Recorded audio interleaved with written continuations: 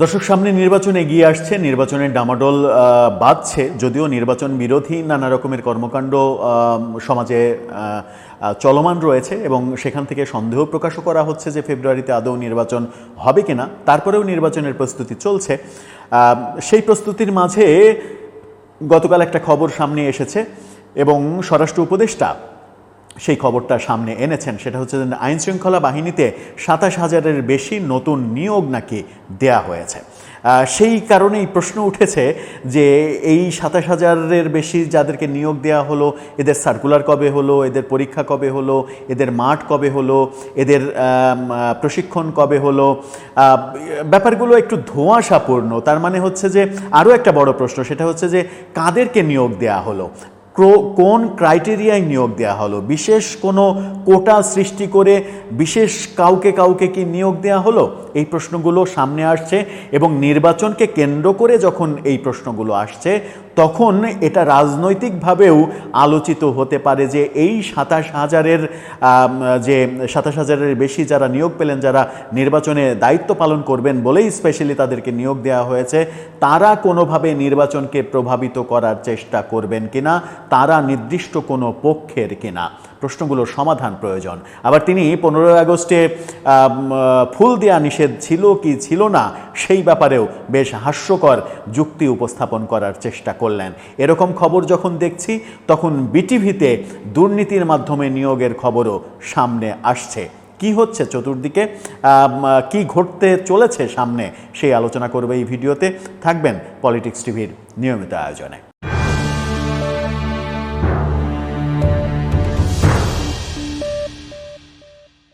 দর্শক, বলছিলাম সরকার নতুন করে ২৭,০০০-এর বেশি আইনশৃঙ্খলা রক্ষাকারী বাহিনীর বিভিন্ন সদস্য নিয়োগ দিয়েছে বলে জানিয়েছেন স্বরাষ্ট্র উপদেষ্টা, যার মধ্যে পুলিশেরই সব থেকে বেশি। এছাড়া বিজিবি, আনসার রয়েছে। কি বলছেন স্বরাষ্ট্র উপদেষ্টা, তার শিরোনামটা আপনারা একটু দেখে নিন। সেখানে বলা হচ্ছে যে নির্বাচন সামনে রেখে আইনশৃঙ্খলা বাহিনীতে ২৭,০০০ জনের নিয়োগ। নির্বাচনকে সামনে রেখে কিন্তু নির্বাচন নিয়ে তাদেরকে কাজ করানো হবে, সেই কারণেই এটা করা হয়েছে। এই বলেছেন তিনি যে পুলিশে ১৫,৮৫১ জন নিয়োগ দেওয়া হয়েছে পুলিশ সদস্য, বিজিবিতে ৪,৪৬৯ জন নিয়োগ দেওয়া হয়েছে, ৫,৫৫১ জন আনসারে নিয়োগ দেওয়া হয়েছে, ১,৫৫৮ জন ফায়ার সার্ভিস ও সিভিল ডিফেন্সে নিয়োগ দেওয়া হয়েছে,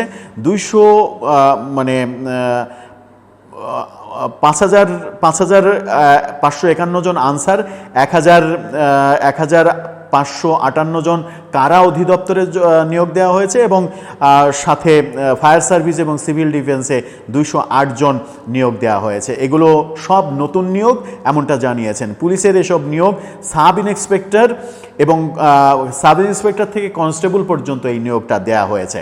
এছাড়া আনসার ও বিজিবির ক্ষেত্রেও কনস্টেবল নিয়োগ দেওয়া হয়েছে। বলেছেন আমরা মবের প্রসঙ্গে বলেছেন যে আমরা দেশে মব জাস্টিস চাই না। ঢাকায় মব কমে এসেছে, তার ভাষ্যমতে ঢাকায় নাকি আর মব হচ্ছে না, দেশের অন্যান্য জায়গায় হচ্ছে, যেটা নিয়ন্ত্রণের চেষ্টা করছেন তিনি। এখন প্রশ্ন হচ্ছে যে এই প্রসঙ্গে প্রশ্ন হচ্ছে যে এই যে বিশাল নিয়োগ দেয়া হলো, ২৭,০০০-এর বেশি নিয়োগ দেয়া হলো, এই নিয়োগের কাদেরকে নিয়োগ দেয়া হলো, এটা একটা বড় প্রশ্ন। যে কোন ক্রাইটেরিয়ায় এদেরকে বাছাই করা হলো, এরা কি বিশেষ কোনো গোষ্ঠীর সাপোর্টার কিনা, এটা বড় প্রশ্ন। আরেকটা বড় প্রশ্ন হচ্ছে যে এই নিয়োগের সার্কুলার কবে হলো, পরীক্ষা কবে হলো, এদের প্রশিক্ষণ কবে হলো। এই প্রসঙ্গগুলো কখনোই আলোচিত হয়নি। সব কিছু আইন মেনে হয়েছে কিনা সেই ব্যাপারে যথেষ্ট সন্দেহ আছে বলেও মনে করছেন অনেকে। সবথেকে বড় আলোচনার যে বিষয় সেটা হচ্ছে যে নির্বাচনকে কেন্দ্র করে যখন আপনি এদেরকে নিয়োগ দিচ্ছেন, সেহেতু নির্বাচনকে প্রভাবিত করার ক্ষেত্রে এই ২৭,০০০ জনসংখ্যা এরা কোনো কর্মকাণ্ড করবে কিনা তার নিশ্চয়তা কি, তারা কি সত্যিই নিরপেক্ষ নাকি সরকারের আস্থাভাজন কোনো দলের সমর্থকেরা, সেই ব্যাপারগুলো মীমাংসা হওয়া উচিত। সেই ব্যাপারগুলো মীমাংসা যখন হওয়া উচিত এবং সরকারেরও পরিষ্কার করা উচিত, তখন স্বরাষ্ট্র উপদেষ্টা মবের প্রসঙ্গে যেমন বলেছেন, তেমনি যখন বলছেন যে ঢাকায় মব হচ্ছে না, ঢাকায় মব অনেকটাই শিথিল হয়ে গেছে, ঢাকার বাইরে নাকি মব হচ্ছে। কিন্তু আমরা তিনি যখন 18 তারিখে এই সংবাদ সম্মেলনটা করছেন, তখন তার 3 দিন আগে অর্থাৎ 15 আগস্ট আমরা 32 নম্বরে সারা রাত সারা দিন জুড়ে মবের ঘটনা দেখেছি, যেটা পুলিশ নিয়ন্ত্রণ করেনি, মবের পক্ষেই অবস্থান নিয়েছে। এবং 15 আগস্টে ফুল দেওয়া নিষেধ ছিল কিনা সেই ব্যাপারে স্বরাষ্ট্র উপদেষ্টা বলেছেন যে ফুল দেওয়ার ব্যাপারে নিষেধাজ্ঞা ছিল কিনা এটা আমার জানা নেই। কি হাস্যকর ব্যাপার! স্বরাষ্ট্র উপদেষ্টা তিনি জানেন না যে 15 আগস্টে কোনো কর্মসূচির ব্যাপারে নিষেধাজ্ঞা ছিল কিনা, কারণ নিষেধাজ্ঞা থাকলে তো পুলিশই মানে তার যে মন্ত্রণালয় সেই মন্ত্রণালয় অ্যাক্টিভ থাকবে, এবং সেই মন্ত্রণালয় অ্যাক্টিভ ছিল, এবং সেই মন্ত্রণালয়ের একজন কর্মকর্তা ধানমন্ডি থানার ওসি তিনি গণমাধ্যমে সাক্ষাৎকারে 15 আগস্টে বলেছেন যে তিনি জাতীয় না, তিনি প্রধান উপদেষ্টার যে প্রেস সেক্রেটারি শফিকুল আলম তার নির্দেশনা অনুযায়ী কাজ করছেন, এই ঘোষণা দিয়েছেন। তারপরে আমরা দেখলাম যে প্রেস উইং থেকে জানানো হলো যে ডিএমপিকে নির্দেশনা দেওয়া হয়েছে যে এই ওসি অসংলগ্ন অসঙ্গতিপূর্ণ কোনো কথা বলেছে কিনা সেগুলো যাচাই করে দেখা হোক। তার মানে হচ্ছে যে কেন প্রেস উইংকে দোষারোপ করা হলো, প্রেস সেক্রেটারিকে দোষারোপ করা হলো। এখন বোধহয় তাকে ধানমন্ডি থানা থেকে ক্লোজ করে ওএসডি করে একেবারে পুলিশের কেন্দ্রে সোপর্দ করা হবে, এবং তার জায়গায় অন্য কর্মকর্তা চলে আসবেন, যেহেতু প্রেস সেক্রেটারিকে তিনি নাড়া দিয়েছেন। প্রেস সেক্রেটারি এখন সরকারের সব থেকে মানে প্রফেসর ইউনূসের পরে সব থেকে ক্ষমতাধর 2-3 জন যাদেরকে মনে হয়, 2 জন উপদেষ্টা তার মধ্যে রয়েছেন, আর একজন হচ্ছে প্রধান উপদেষ্টার প্রেস সেক্রেটারি, যাদের এই 3 জনের ক্ষমতা অপরিসীম। তারা সরকারের বিভিন্ন বিষয়ে নয়, প্রায় সব বিষয়ে তারা নাক গলান, এবং তাদের পর্যবেক্ষণ ছাড়া, তাদের সিদ্ধান্ত ছাড়া সরকারের কোনো সিদ্ধান্ত হয় না, এরকম আলোচনা চতুর্দিকে রয়েছে।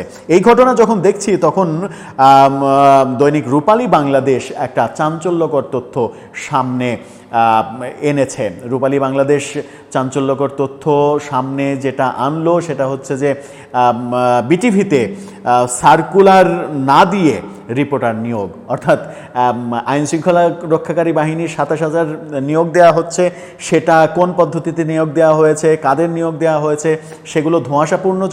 তখন বিটিভিতে রূপালী বাংলাদেশ বলছে, তাদের নিউজের 2টা স্ক্রিনশট আপনারা দেখে নিতে পারেন, সেখানে বলা হচ্ছে যে বিটিভি নিউজে সার্কুলার ছাড়া রিপোর্টার নিয়োগ, এবং এখানে বলা হচ্ছে যে বিগত সরকারের সময় সুবিধা ভোগ করেছে এমন ব্যক্তিরাই বিটিভিতে কল কাঠি নাড়াচ্ছেন, এরকম অভিযোগও করা হয়েছে। কিন্তু মূল অভিযোগ যেটা করা হয়েছে যে মন্ত্রণালয় এবং বিটিভি এই 2 জায়গার যোগসাজশে নিউজ সহ বিভিন্ন জায়গায় কোনো ধরনের সার্কুলার ছাড়া নিয়োগ দেওয়া হয়েছে, এবং নিয়োগপত্র না দিয়ে রিপোর্টারদের বুম হাতে নিয়ে মাঠে পাঠানো হয়েছে, তারা সংবাদ সংগ্রহ করছে বিটিভির হয়ে।